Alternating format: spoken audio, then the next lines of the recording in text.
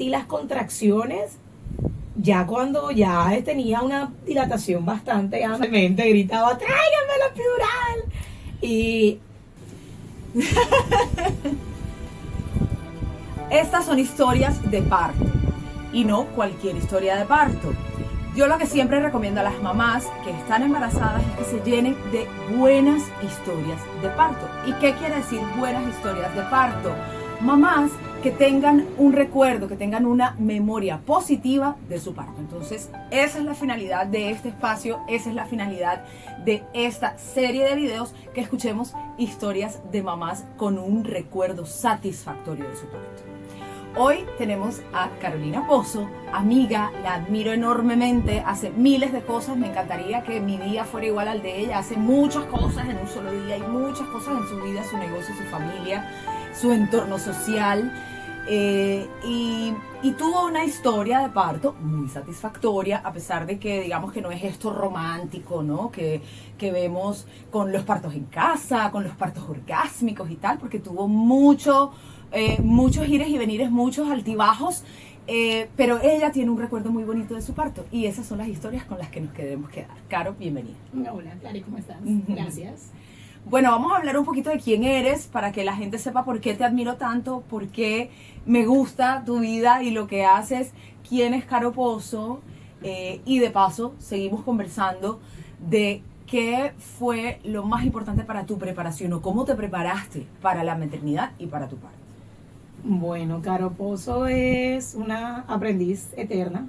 A mí me encanta aprender por el placer de aprender.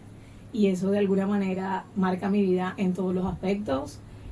Soy mamá de una niña que recientemente cumplió 10 años, se llama Luna del Mar, aquí tengo su nombre. 10 años. Luna 10 del Mar. años. Sí, ya son 10. No. Y soy compañera de vida de Jorge, llevamos ya casi 24 años juntos, entonces eso también tiene mucho que ver en mi historia. De profesión soy bióloga, soy máster en ciencias, pero digamos que mi labor en el día a día es aprender y enseñar. Entonces todo, desde que me levanto hasta que me acueste, estoy aprendiendo y enseñando, porque además tomamos la decisión en familia de educar en casa.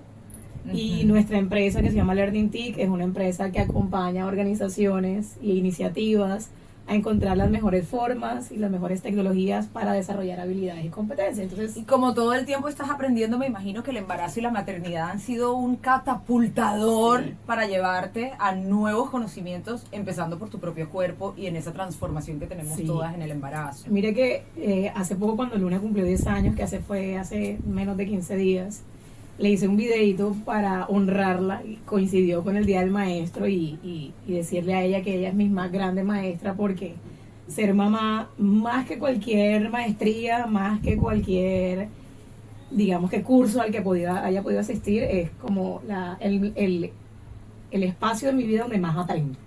Aprendo absolutamente todo para aplicarlo en mi vida profesional, para aplicarlo en mi vida personal, para aplicarlo en mi intimidad. Entonces, y durante el proceso del embarazo fue también un aprendizaje, porque una de las cosas que yo le decía a Luna en ese video era que ser mamá nunca fue fue uno de mis planes. O sea, yo sé que hay mucha gente que dice, no, yo quiero crecer, casar, tener hijos. No, yo no era de esas personas.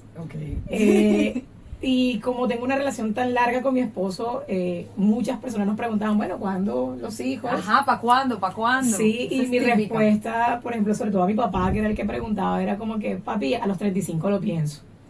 Entonces, cuando me enteré que estaba embarazada, que fue casi a los 30, o sea, tenía 30 para 31, tuve que hacerme 2 pruebas de embarazo. Quise hacerme una ecografía porque definitivamente no podía. No te lo creías. No me lo creía. Llevamos mucho tiempo juntos, llevamos más de 10 años juntos y casi 14 años juntos en ese momento, y nunca habíamos tenido ni un susto, nada. Yo, por cuestiones hormonales, jamás me pude cuidar, entonces yo ya había dado por hecho que alguno de los dos no podía tener hijos, y teníamos como, no era para nosotros un inconveniente. Entonces, cuando quedé embarazada fue como que pero lo acepté y lo abracé con todo, y entonces desde la preparación hasta el día de hoy estoy al 200% en el rol de ser mamá. Entonces, Y sobre todo que al principio cuando uno se entera que está embarazada todo es como abstracto, ¿no? Porque bueno, no tiene barriga. A nosotras que nos fue bien, yo me imagino que a ti también te fue bien, que no tuvimos esas náuseas, eso, uno como que, ay, ¿verdad que yo tengo a alguien adentro, no? O sea, ay, ya cuando la barriga crece ya es como, incluso uno se siente acompañado cuando el bebé se mueve todo el tiempo, uno nunca está solo, pero al principio es eso, o sea, nadie sabe, nadie te ve que a simple vista tienes a alguien dentro, entonces... Hay algo particular y es que cuando yo quedé embarazada, yo estaba por primera vez en mucho tiempo, durante mis 20s. Yo sufrí de dismorfia corporal, llegué a tener obesidad grado 2 y 2 años antes de quedar en embarazo, yo me metí de lleno al ejercicio. Teníamos un negocio, estaba ejerciendo como entrenadora y yo había bajado más o menos unos 24 kilos.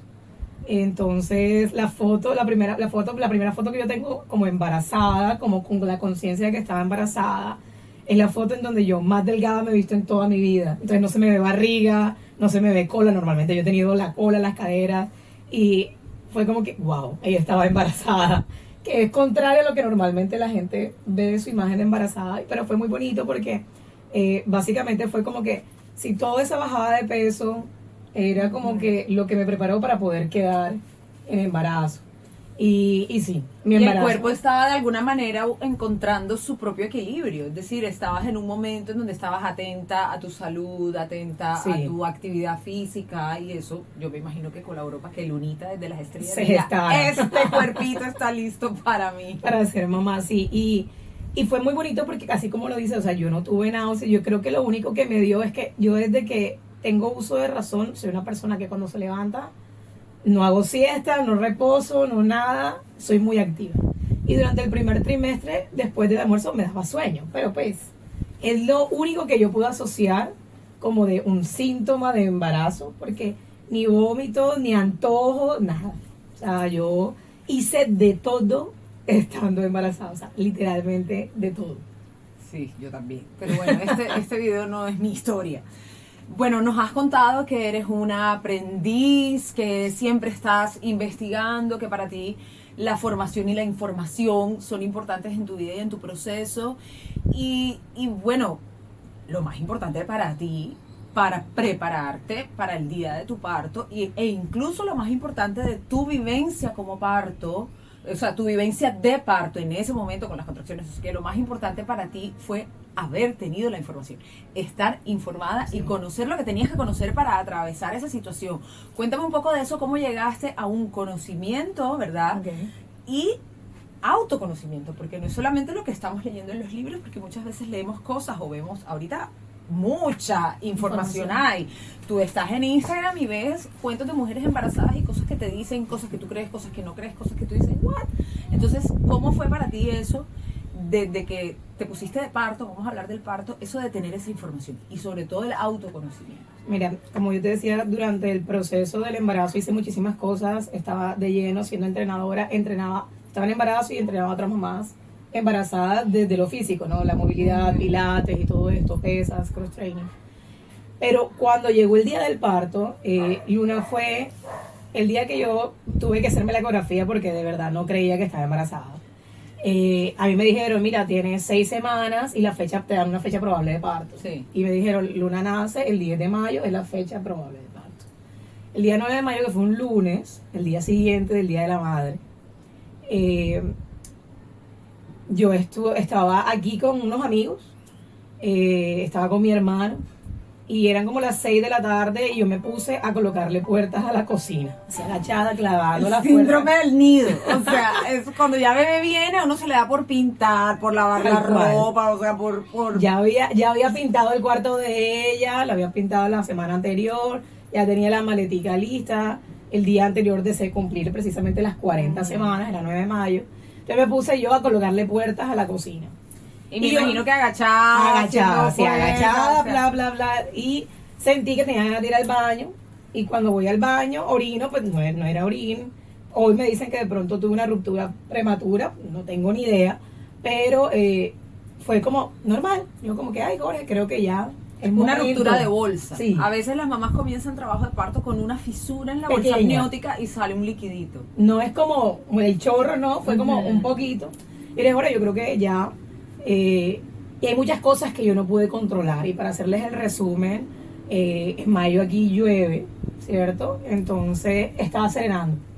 Y arrancamos mi hermano Jorge y yo, y para la clínica estaba programada una clínica que queda bastante lejos. Yo vivo en Puerto Colombia, está programada, digamos que en el centro hacia el sur de Barranquilla, y queda lejos. En el camino pasamos por varias clínicas, mi esposo, estamos pasando por esta clínica, paro. ¿Te y quieres yo- quedar aquí? Aquí, y yo, desde el conocimiento de todo esto, siempre guardé como mucha calma. Entonces, ya cuando pasamos por la primera clínica ya estaba lloviendo duro. Y yo, no, tranquilo, porque yo estoy programada para allá y Pero tú no allá. estabas con contracciones en ese momento. Yo, no eran contracciones normal. O sea, era como, yo no sé, es porque, no sé si el umbral mío del dolor es muy alto. Yo en realidad sentí las contracciones ya cuando ya tenía una dilatación bastante O sea, amplia. ya al final de todo el Sí, trabajo. mientras tanto, era como más pequeñas punzaditas, ¿sí? Ok. Entonces, digamos que no era como que el dolor, nada.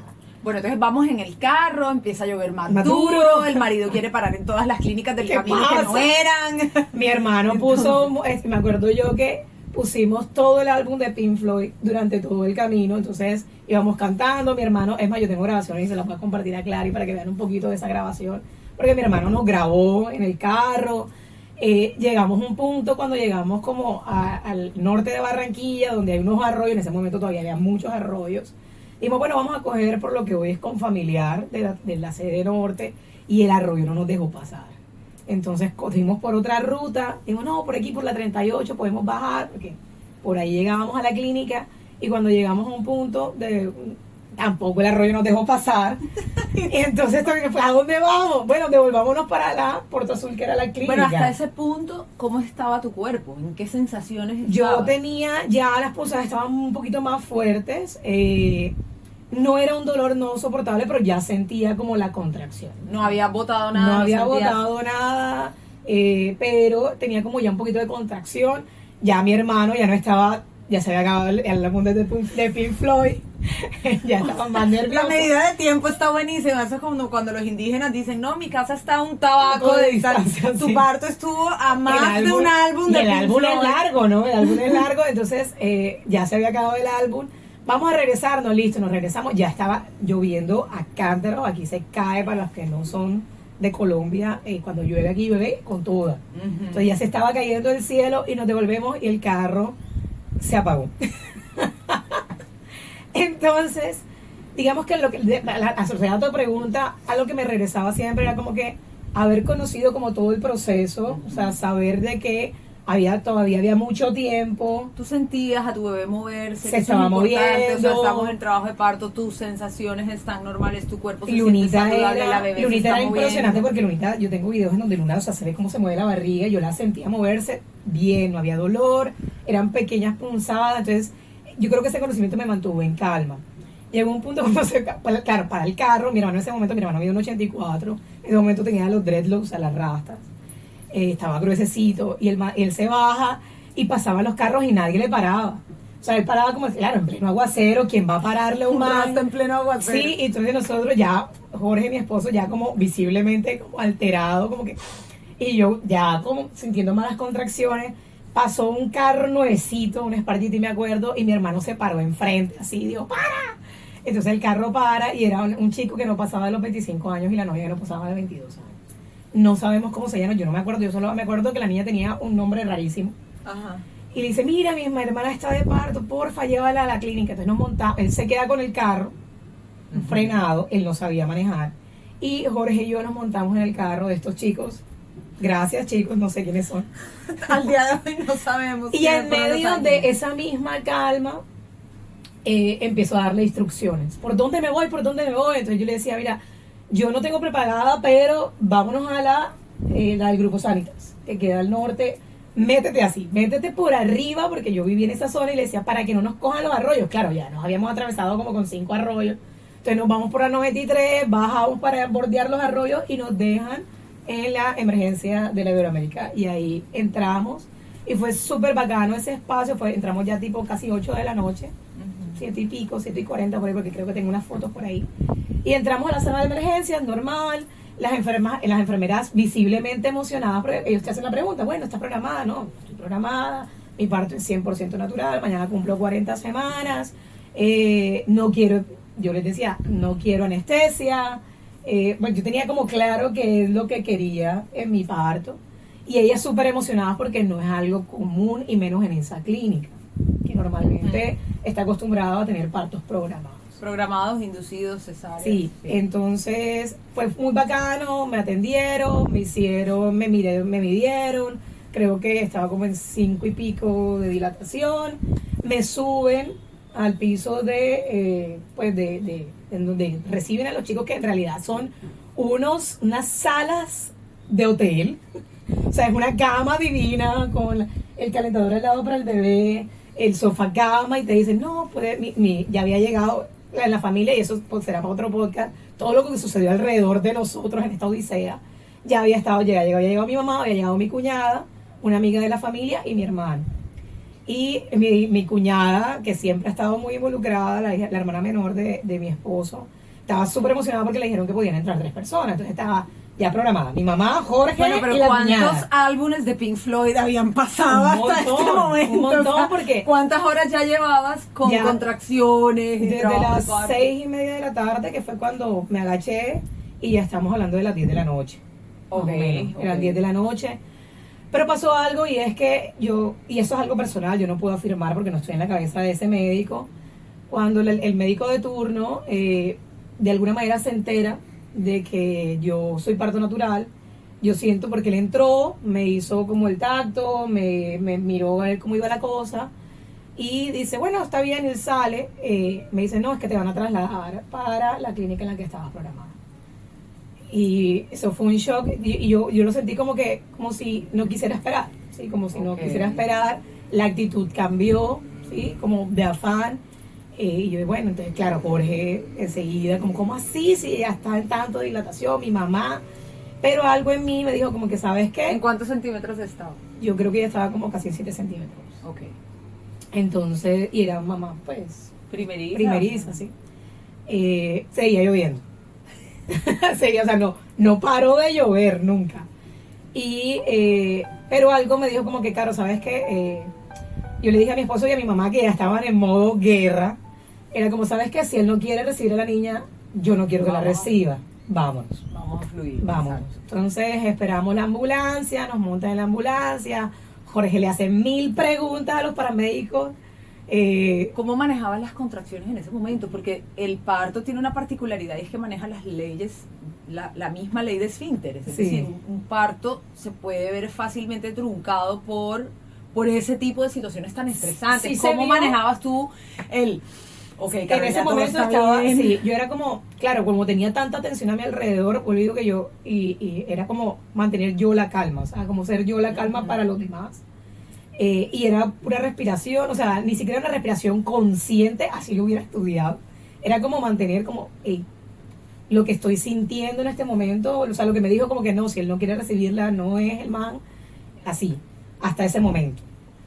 Nada, hasta el momento, seguía teniendo contracciones, seguía con mi proceso de dilatación normal. En una dilatación a 7 ya es una mamá que tiene 2 o 3 contracciones en un lapso de 10 minutos, sí. Entonces yo me pregunto cómo tú dirigías toda la cosa. Yo creo que teniendo que parar a tener una contracción como no creo que pare. Yo no recuerdo tener como que voy a parar la contracción. Yo me acuerdo que Caro, ahora que lo mencionas, porque igual como que va recordando, yo tenía a Carolina, a mi cuñada, estaba Jorge, estaba mi mamá que estaba afuera.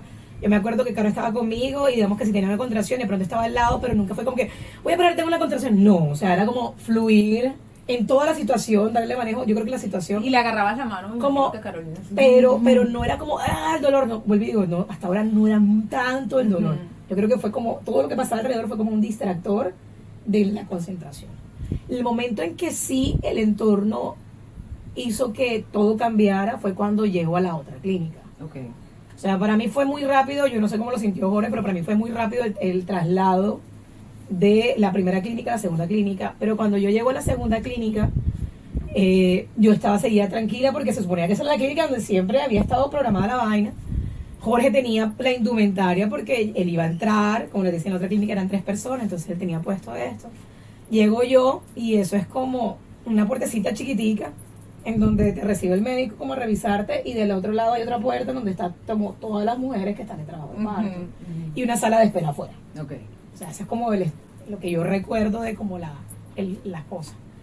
Y me recibe un médico muy tosco y yo le digo, de la mano, mi mamá entró conmigo, Jorge se quedó afuera y él me empieza a revisar y me dice, no, mira, sí, estás en 7 no sé qué, de dilatación, no lo tengo muy claro, todo está bien, la bebé está bien. Y yo, muy inocente, le digo como que, mira, yo hace una semana tuve el control, me dijeron que no tenía que pasar ningún documento, mi esposo ya estaba listo, ¿cómo hacemos para que le entre al proceso del parto? Y él lanzó una expresión que cambió absolutamente todo, porque él dijo, claro, como creen que están en Miami, pueden hacer lo que se les da la gana, ahora creen que pueden meter a quien quiera en el parto. Cuando ese hombre me dice eso, yo me transformé, o sea, ahí ya se fue la calma. Yo miré a mi mamá y le dije, ¿sabes qué? Nos vamos. En 8 de dilatación. Ya casi en 8 de dilatación. Nos vamos, como así. Y mi mamá, en ese momento se cambiaron los papeles, ella había estado en modo mamá guerrera. Y al verme a mí ya salida de la ropa, me dice, no, la niña, o sea, ya viene. No, ya. Y bueno, me hizo entrar en razón y entro yo. Y eso fue desde ese punto hasta la hora que nació, hasta más o menos cuando cambia el turno. O sea que tu marido se quedó fuera. Él se quedó fuera. Yo de ahí no vi más nunca a Jorge hasta cuando me entra la niña a lactarla, que es cuando ya nace. Y entro yo como a la sala donde están todas, que yo, perdón por la expresión que voy a utilizar, pero para mí era como vacas para el matadero. O sea, es una camilla en la otra camilla que nos divide como una pequeña cortina, muy frío. Y entro yo, me dan una camilla y ahí para todo porque yo dejo de dilatar hasta que cambia el turno a las 6 de la mañana de los médicos. ¿Sabes por qué dejas de dilatar? Sí, claro, o sea, ya. El ambiente, todo frío, cambió. ¿no? Y algo que pasaba y es que, claro, yo había, como les había dicho, yo hacía como, entrenaba a las mamás para prepararse físicamente para el parto y yo quería caminar. Y no me dejaban caminar. Me dijeron, no, usted no puede caminar. Y yo dije, ¿cómo así que no puedo caminar? No puede caminar. Entonces yo me he montado encima de la camilla y dije, bueno, aquí tienes el balón de pilates. Y me puse como si tuviera el balón de pilates a movilizar. En el espaldar de la camilla. Es correcto, a movilizarme porque ya yo tenía contracciones y estaba sintiendo más las contracciones.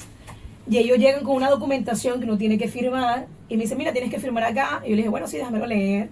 Leo y es una autorización para colocarme pitocina, oxitocina. Y yo le dije, yo no te lo voy a firmar porque yo estoy dilatando, no lo necesito. En el momento que yo le digo eso a la enfermera, todo el personal médico cambió conmigo la actitud y me dice, pero es que ustedes no firman, entonces ponen en riesgo la vida del bebé. Y yo muy en mi conocimiento le dije, no me voy a dejar colocar oxitocina porque yo ya estoy casi a 8 de dilatación y tengo contracciones, no lo necesito. Y me mantuve firme y no lo firmé. Yo no quería epidural, no quería ningún tipo de anestésico porque quería buen agarre en la lactancia, había leído un montón de cosas, quería ser consciente plenamente. Claro, porque lo que hace un poco la epidural te quita el dolor y también te quita la posibilidad de sentir. Y lo que te va dando avisos de cómo poner tu cuerpo es lo que sientes con tu cuerpo. Y claro, vamos a hacer una aclaración ahí. También la mamá que quiera pedir una epidural también es muy válido. Lo importante cuando elegimos la epidural es mantenerse en movimiento. Sí. Porque el movimiento es lo que ayuda pues al descenso y rotación de bebé. Y entonces tú no querías epidural. No quería nada, pero ojo porque después gritaba por ella. Literalmente gritaba, tráiganme la epidural. Y así fue hasta, o sea, con esa tensión dentro de la sala y hasta las 6 de la mañana. A las 6 de la mañana cambia el turno de todo el personal médico. O sea, hay un cambio de turno, llega una enfermera, llega una médico también muy tosca, pero la doctora manejó muy bien la situación. entra cuando hay cambio de turno, ellos se presentan, hola, mira, soy la enfermera jefe, voy a estar aquí atendiéndome, vamos a revisarte para ver cómo vas. Ella llega y yo ya estaba, yo quiero la epidural, ya no puedo, no Claro, sé qué. ya llevabas desde que tuviste que la entré. fisura de la bolsa en las 6 de la mañana, ya llevabas 24 horas. No, llevaba desde las 7 aproximadamente de la noche, y eran las 6 de la mañana, llevaba casi 12 horas. Ok. Casi 12 horas de trabajo de parto. Y yo ya, como quiero la epidural, y ella me decía, yo tengo 4 hijos, más bien dame esos. Pues claro, cuando uno tiene EPS aquí en Colombia, tú tienes que pagar aparte la epidural. Dame esas 800,000 pesos a mí, y yo te ayudo, que a mí me ayuda con mis hijos, y yo te ayudo con la respiración. Entonces yo decía, ¿ya para qué? Me decía, ya te aguantaste lo mucho que vas a terminar a poco. Viene la doctora y dice, ¿cómo va? Entonces ella le dice, no, doctora, está cerca de las 8:30. Ah, sí, bueno, pónmela a caminar, dice la doctora. Entonces me pusieron a caminar acá, y tipo 8 de la mañana, entonces ya vamos un poquito pasadas las 12 horas de parto. Me dijo, bueno, listo, ya está lista. Yo ya sentía, ya llegó un punto. De estar lista es que estabas en 10. Ya, estaba en Estaba en 10, ya tenía la bebé colocada. Hay un punto en donde ya tú no sabes si te vas a orinar, si te vas a cagar, o si es la contracción. O sea, uno no sabe qué es lo que Sí, está sí, sucediendo, y tú ya no puedes controlar el pujo. Entonces Sí. ella me dijo como, llévamela caminando a la sala de parto, dijo la doctora. Perfecto. Entonces yo le dije, bueno, listo, vamos a llevarla. Me llevaron. Pero no habías visto a tu marido, No, yo no lo vi. pero tu mamá sí. Mi mamá estuvo conmigo durante el momento de la revisión, pero en el momento en que yo pasé la puertica, O sea, tú hacia- estabas ahí solita. sola. Vale. Y todas las mamás igual. Todas estábamos, pues digo, como vacas fue matadero, una al lado de la otra. Y una chica que tenía más de 24 horas de parto, no había dilatado más de 2 centímetros y tenía la oxitocina a 200. Entonces, me imagino los dolores de esa chica. Pero, bueno, me manda para allá. Y yo entro, después podrás hablar con Jorge y contar la visión de él, pero ellos no me habían visto desde que entré, desde las 2, 3 de la mañana que entré. Entro a la sala de parto y fueron 3 pujos. O sea, fue muy rápido. Me contaron que la doctora se enteró de todo lo que había pasado y dio la autorización para que Jorge pudiera entrar. Perfecto. Ya y- después en el posparto ahí inmediato. No, para que él pudiera entrar al parto. Al parto. Pero en el momento que a él le avisan, como Luna nació, o sea, el parto fue tan rápido, o sea, ya el parto como tal, fue tan rápido que él tenía que cambiarse, bajó a comprar, y cuando ya quiso subir, ya la niña había nacido. Entonces yo entro a la sala de partos, me dice como que, bueno, listo, vamos, eso es piernas arriba. Estaba nada más la doctora, y una enfermera, y otra, como alguien, como instrumentista, alguien que está ayudando. Eran 3 personas nada más y yo. La doctora se pone enfrente, hago el primer pujo, la niña sale, ella me dice, espérate un momentico. Luna tenía como una vueltica de cordón. Ella me dice, te voy a hacer un pequeño puntico para maniobrar. Espérate un momentico. Y le quita la vuelta de cordón, hay un segundo pujo y Luna sale. O sea, que yo recuerde, fueron 2 pujos, máximo 3 pujos. Luna sale, y luego el pujo para sacar como La la placenta. placenta. Lunita nace, ellos me la muestran, me la colocan, hacen todo el proceso de cortar. O sea, fue muy rápido en realidad, pero yo pude tenerla, verla, tocarla, y se la llevan. Y a mí me meten en la sala de recuperación, y eran las 8, en una ciudad a las 8:40 de la mañana. Y estaba completamente sola. O sea, ahí no había nadie, no había nacido ningún bebé. Entonces, como Jorge no pudo entrar, la doctora lo autorizó a que él me la lleve para lactarla. Y ahí es cuando nos vemos por primera vez. Jorge es el que me trae la niña. Entonces fue muy bonito porque como no había nadie, nos pudimos quedar un rato largo. O sea, yo digo que como por lo menos media hora. Los dos con la niña se agarró de una vez, la lacté, y se la llevaron, pues ya ahora sí, para, me imagino que pesarla, las vacunas, todo lo demás, y luego el traslado a la habitación, que fue como toda la gestión para que yo estuviera sola en una habitación teniendo EPS. Entonces, de ahí para adelante, entonces al final la historia es muy bonita, porque la primera vez que yo veo a mi esposo después de todo este espacio fue con la bebé en brazos. en brazos y lactándola los dos juntos. Entonces la historia es muy bonita. Y como la pregunta que me hacías, en realidad fue el conocimiento. Yo creo que lo que me mantuvo en la calma fue tener el conocimiento que me permitiera a mí tomar las decisiones que yo sentía que eran lo mejor para mí, para mi bebé.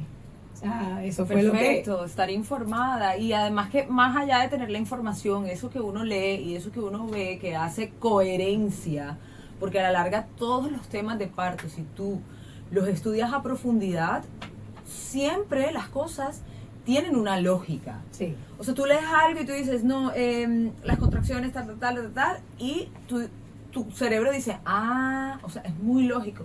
Lo contrario a ciertas cosas de la opinología profesional, porque cuando hay una mujer embarazada, yo no sé por qué todo el mundo se vuelve experto. Entonces todo el mundo te quiere dar su opinión, todo el mundo te quiere decir qué hacer, o sea, todos se sienten con derecho y con capacidad y con todo el amor. Yo no estoy diciendo que esas personas que toman esa decisión de como de darte un consejo o una recomendación o darte una opinión lo estén haciendo desde que te quieren hacer daño. Quieren un bien para ti, para tu bebé, pero lo hacen desde su propia historia, Sí, así es. fatalista la mayoría de las veces, sí. y desde su desinformación. Entonces, ¿cómo tú crees que se puede lidiar con esa opinología profesional de que todo el mundo se quiere, digamos que, involucrar en la vida del otro en cuanto a su maternidad? Mira, hubo un evento que para nosotros fue como el único evento durante el proceso del embarazo que nos asustó, incluso teniendo la información. Y fue que cuando tenía más o menos unas 16 a 20 semanas, o sea, ya había pasado estaba como en la mitad del embarazo. Tuve un pequeño sangrado. Entonces, bueno, por mucha información que tú tengas, tú eres mamá primeriza y te asustas. Fuimos a la emergencia y me acuerdo yo que el médico a esa instancia me hace un tacto y él me hizo como la seña, yo no me acuerdo, y me dice como que mira, como la apertura del útero tiene que estar así, está así, y básicamente puedes perder al bebé. Entonces, ya como en ese momento fue como que, ¿cómo así que puedo perder al bebé? Entonces no puedes ni agacharte a levantar una hoja, así literalmente fue lo que me dijo. Eso sí me acuerdo perfectamente de las palabras. No puedes ni agacharte a coger una hoja del piso, que otra persona lo haga por ti. Y yo era entrenadora de cross training, hacía pesas todo el tiempo. Hacía TRX, bailaba en el gimnasio que tenía para mujeres, porque el gimnasio que tenía como mi esposo era solo para mujeres, para acompañar a la mujer en todas sus etapas de la vida. Y, ¿cómo así? Entonces, al principio fue como un choque, no voy a levantar una hoja, pero ya luego en casa fue como que, bueno, ¿qué es lo que puedo o no puedo hacer? O sea, digamos que pasaron 2 o 3 días. ¿No seguiste sangrando? No. Entonces pasaron como 2 o 3 días, Voy a hacer un paréntesis. De casualidad, ¿no te acuerdas si tuviste una relación sexual muy fogosa el día o la Puede noche ser. anterior? Porque a veces en el embarazo, cuando tenemos relaciones sexuales, hay una vascularidad y podemos reventar vasitos por la intensidad de la relación sexual y expulsar un poquito de Puede sangre. ser, porque en el segundo trimestre, sí. Cuando te da el deseo así impresionante. Puede ser. Obvio, ahora que lo veo, no me acuerdo. Pero muy segura, yo pero creo que seguramente sí, puede ser. Tuve como ese sangrado, pero después dijimos como que no. O sea, no va a pasar nada. La no bebé seguí seguía bien, te sangrando, hicieron eco. Normal, todo súper bien. Supimos que era niña. Bueno, etc. Y yo seguí dando clase de cross training. O sea, el entrenamiento con pesas. Mis pesas favoritas eran las pesas rusas. Y yo lo hice hasta la semana 39. O sea, yo dejé de dar clase porque yo iba a causar un infarto en mis clientas. O sea, ellas estaban paniqueadas de que no vas a parir aquí. Entonces, por eso dejé de dar clase. Pero yo literal hice de todo en el embarazo. Y ahora que hablaste de las relaciones, como estábamos cerca, yo decía, bueno, ya voy a llegar a la semana 39. Y dentro de lo que habíamos leído era que una de las cosas que más ayuda para inducir al parto es tener relaciones sexuales con eyaculaciones dentro y con muchos orgasmos. Y eso fue lo que hubo el día anterior. Y Luna nació el día de su fecha probable de parto. La estimulada. Sí. Entonces, ¿cómo lidiaste con este médico que tenía digamos que esta percepción fatalista que finalmente no era real porque tú seguiste con tu vida normal? Y Lo primero fue no contradecirlo en el momento. O sea, fue como... Okay. O sea, no entramos en discusión, fue hacerles preguntas, Jorge le hizo preguntas, yo le hice preguntas, pero no hubo como una discusión con la persona en el momento. Fue interiorizar como la información y luego tomar la decisión nosotros. ¿Y buscaron una tercera opinión en ese caso? Yo creo que no. O sí, mentira, sí. Hay un médico de la familia que es un profesor, Orlando Peinado, que fue profesor mucho tiempo en la Universidad del Norte y fue quien recibió a mis dos hermanos y es amigo cercano. Nosotros fuimos hasta la casa de Orlando y hablamos con él y él fue como la voz de la conciencia, como la voz de la tranquilidad. Y bueno, y de ahí sí hubo esa búsqueda, ahora que lo mencionas, hubo esa búsqueda. Claro. Y él también fue el que se enteró después de todo lo que pasó de mi parto, que casi le dan 3 ataques cuando supo que me trasladaron, siendo primeriza. En esa dilatación me trasladaron a la otra clínica. Entonces, eso es interesante y es importante también que sepamos cuando estamos embarazadas. O sea, si tienes la opinión de un médico X, porque no era el médico que te llevaba a los controles. No, era el médico de un médico urgencias. X. Tienes esta información de este médico, te resuena porque se asustaron claro, un poco asusta con lo un que montón. dijo. La importancia de recuperar la calma, ¿por qué? Porque tienes la información, conoces tu cuerpo y también la importancia de buscar otra opinión. Sí. Porque muchas veces cuando ya yo a veces he hecho recomendaciones de que cuando las ecografías dicen cosas como hay poco líquido amniótico, cosas como el bebé está muy grande, no vas a poder parir, cosas así que salen en ecografías, a veces yo recomiendo mucho a las familias como que, ok, tienes esta información, ve a un lugar donde no tengan tu historia clínica, ve a un lugar donde no tengan tu información y no te conozcan y vuélvete a hacer esa misma ecografía. Y la mayoría de las veces la otra sale completamente normal y le dicen que todo está bien. Entonces, eso de triangular la información y de tener nuestra información personal que hemos investigado, la del médico que nos acompaña y una tercera cuando hay algo que no nos suena, nos puede ayudar mucho porque finalmente la decisión es de la familia. Miren que la recomendación, y aquí fue al revés, o sea, el que me hace el examen y me dice todo esto es alguien que no me conocía, médico de urgencia, y yo acudo a una persona con la que confío plenamente. La recomendación ahora, vuelvo y digo, uno va recordando, la recomendación de él fue guarda reposo durante 2 semanas y si todo está... O sea, y reposo era, sigue tu vida normal, sino que no hagas esfuerzos que no necesites hacer. Y si dentro de 2 semanas todo va bien, vuelve a tu vida todo normal. Y eso fue lo que hicimos. Perfecto. O sea, eso fue lo que hicimos y todo estuvo perfecto. Entonces, en realidad, volvamos a lo mismo. O sea, es como tener como el conocimiento y poder mantener como la calma de que, bueno, ese conocimiento, cómo lo voy a aplicar para todas las decisiones que vamos a tomar. Finalmente lograste el parto vaginal, finalmente Sí, papá llegó y anestesia. entró con bebé, no te pusieron pitocin, no te pusieron la anestesia. No.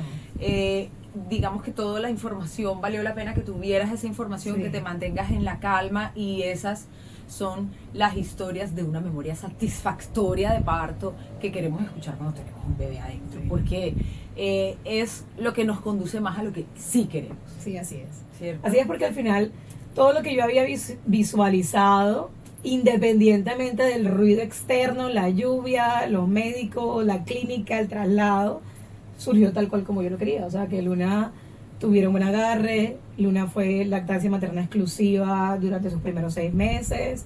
Luna no tocó un tetero durante toda su vida, porque Luna pasó de la teta al vasito y fue lactada hasta los 2 años y 4 meses.